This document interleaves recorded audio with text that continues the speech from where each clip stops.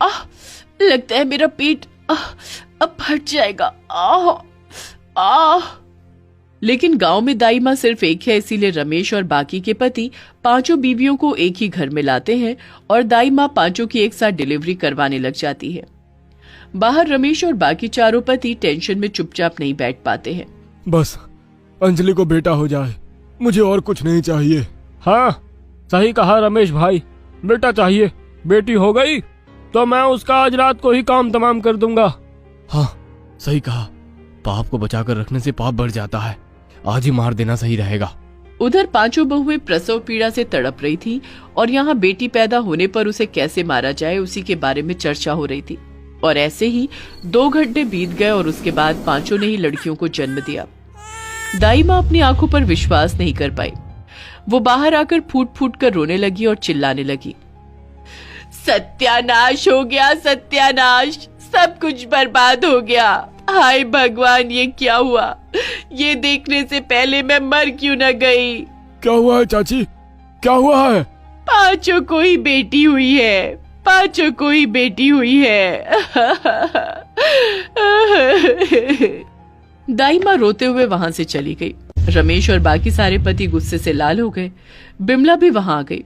अंजलि, मैंने बार बार कहा कि मुझे बेटा चाहिए, तूने ये क्या किया?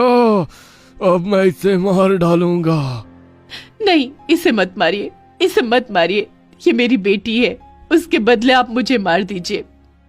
हाँ हाँ, मुझे मार दीजिए। हाँ मारिए हमें, लेकिन हमारी बेटियों को कुछ मत करिए। सभी रोने धोने लगे और नियमानुसार अगर माँ खुद मरना चाहे तो उसी को मरना पड़ता है।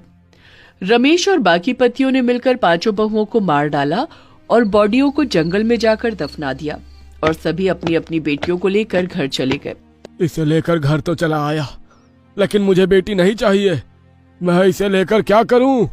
वही तो ठीक है, इससे दबाकर काम कराते हैं, उसके बाद देखा जाएगा। बिमला का दिल पत्थर का था, उसे इतनी सी बच्ची से काम कराना था। वो बच्ची कुछ महीनों बाद चलना सीखी और बिमला ने उसे काम थमा दिया। इस घर में रहना है तो काम करना होगा, चलो काम करो। 1 साल की बच्ची घर में झाड़ू पोछा करने लगी। कहते हैं परिस्थिति सब कुछ सिखा देती है। इन पांचों बेटियों के साथ भी ऐसा ही कुछ हुआ। पांचों को किसी से प्यार नहीं मिला, उन लोगों को ठीक से खाना भी नहीं दिया गया, न ही ठंड के कपड़े दिए गए। घर में पांचों के लिए सोने की जगह भी नहीं थी।